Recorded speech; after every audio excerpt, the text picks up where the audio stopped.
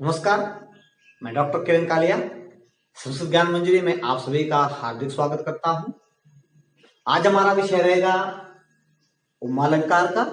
तो विषय शुरू करने से पहले मैं आपसे एक बार फिर से कहना चाहूंगा कि जिन्होंने अभी तक मेरा चैनल सब्सक्राइब नहीं किया है वो चैनल को जरूर सब्सक्राइब करें और बेल आइकन प्रेस करना ना भूलें ताकि आपको हर एक वीडियो का अपडेट मिलता रहे।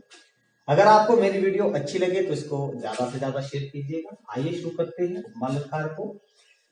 उपमालंकार में कहा जाता है कि साधर्म्यम उपमा भेदे, अर्थात जहां पर उपमान और उपमेय में भेद होने पर भी उपमा की कल्पना की जाए तो ऐसी स्थिति में उपमालंकार होता है।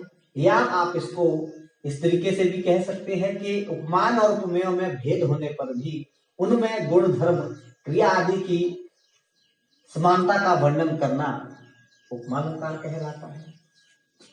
तो बात करते हैं उपमा के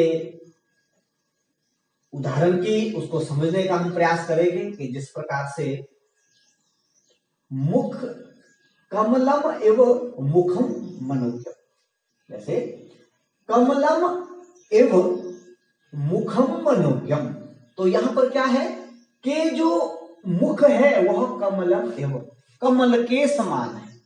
तो यहां पर जो है मुख की किसके साथ की जा रही है? तुलना कमल के साथ की जा रही है। तो कहीं पर भी इस प्रकार का आपको उदाहरण आए तो ये उपमालंकार का उदाहरण होता है।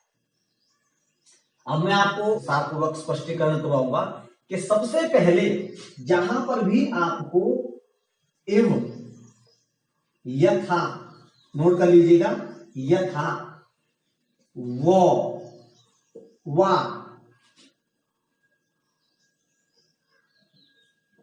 तुल्य सम सदृश और समम आदि शब्द दिखे तो वहां पर उपमा अलंकार होता है। तो आपने यहां पे देखा होगा कि यहां पर क्या है? इव है। मैंने कहा कि कहीं पर भी उदाहरण में इव, यथा, वा, वो, तुल्य, सम, सदृश और समम इत्यादि शब्द दिखे तो आपको वहां पर उपमा अलंकार का निर्धारण करना चाहिए। जो उपमा अलंकार होता है उसके कितने अंग होते हैं? तो उपमा अलंकार के 4 अंग होते हैं। नोट कर लीजिएगा, उपमा के 4 अंग होते हैं। सबसे पहला होता है आपका उपमान, दूसरा होता है उपमेय, तीसरा होता है साधारण धर्म, चौथा होता है साधर्म्यवाचक। यहां पर मुख क्या है? उपमेय है, कमल क्या है? उपमान है, इव है उपमावाचक, साधारण धर्म है आपका मनोज्ञ। तो यहां पर उपमा अलंकार, उपमा अलंकार होता है उसके मुख्यतः 2 भेद होते हैं। ये नोट कर लीजिएगा कि उपमा अलंकार के मुख्यतः कितने भेद होते हैं? 2 भेद होते हैं। 2 भेद कौन कौन सी? पूर्णोपमा और दूसरा है आपके लुप्तोपमा। लुप्तोपमा उनमें से जो पूर्ण उपमा है उसके सारे 6 भेद होते हैं और लुप्तोपमा के 19 भेद होते हैं। ये नोट कर लीजिएगा, परीक्षा में बार बार पूछा जाता है कि मुख्य रूप से उपमा के कितने भेद होते हैं? तो आप लिखेंगे 2 भेद। और उपमा के कितने अंग होते हैं? तो उपमा के होते हैं 4 अंग। आपसे पूछा जाए कि पूर्ण उपमा कितने प्रकार की होती है? तो आप करेंगे 6 भेद। आपसे पूछा जाए कि लुप्त उपमा के कितने भेद होते हैं? 19 भेद। तो पूर्ण उपमा से क्या तात्पर्य है? प्रश्न उत्पन्न हुआ कि पूर्ण उपमा किसे कहते हैं?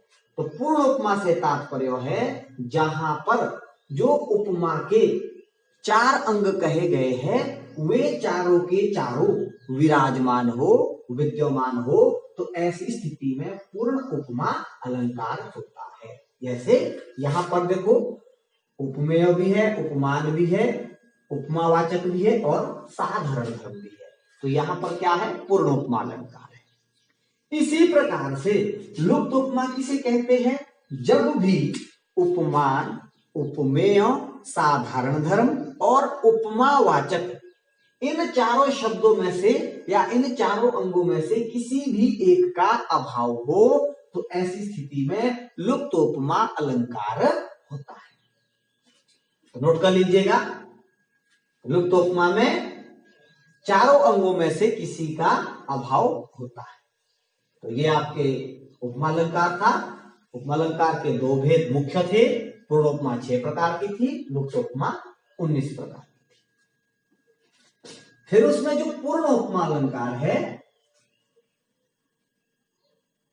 उसके श्रौती और आर्थी 2 प्रकार के भेद होते हैं। नोट कीजिएगा, पूर्ण उपमा के श्रौती और आर्थी 2 भेद होते हैं। जो श्रौती उपमा है उसके 3 भेद हुए और जो आर्थी है उसके भी 3 भेद हुए। 3 मिलकर के बनते हैं 6 भेद।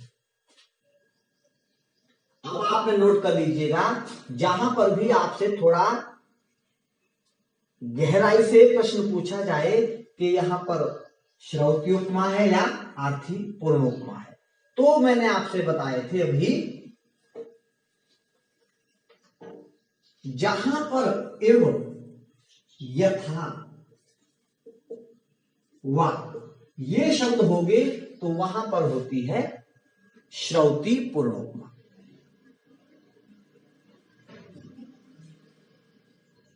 और जहां पर तुल्य, सदृश, सम, समान ये शब्द हो तो ऐसी स्थिति में होती है आपके आर्थी पूर्ण उपमा।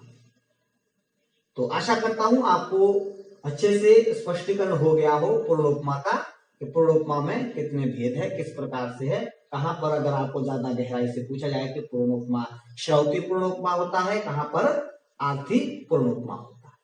अब मैं आपको एक उदाहरण के माध्यम से और स्पष्ट करने का प्रयास करूंगा। तो यहां पर एक उदाहरण है दिया हुआ कि स्वप्ने अपि स्मरेषु त्वाम विजयश्रीना मुंचति प्रभाव प्रभोम कांतम स्वाधीनपति का यथा।